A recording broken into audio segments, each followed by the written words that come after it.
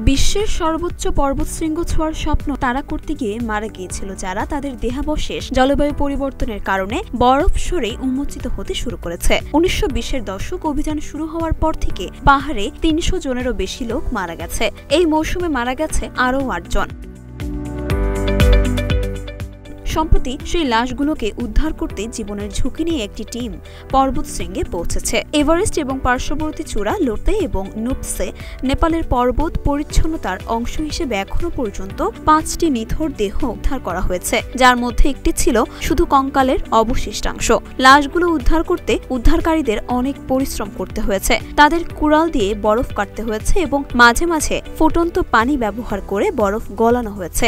একটি নিথর মৃত শরীর উদ্ধার করা যত কঠিন তার চেয়েও বেশি কঠিন সেটিকে ভূপৃষ্ঠে নামিয়ে আনা। নামানোর জন্য মৃতদেহগুলোকে একটি ব্যাগে মোড়ানো হয়েছিল, তারপর নিচে টেনে আনার জন্য একটি প্লাস্টিকের স্লেজে রাখা হয়েছিল। উদ্ধারকৃত মৃতদেহগুলো এখন কাঠমান্ডুতে রয়েছে। এখনো পর্যন্ত একজনের পরিচয় শনাক্ত করা গেছে। যাদের শনাক্ত করা যায়নি তাদের শেষ পর্যন্ত দাহ করা হবে।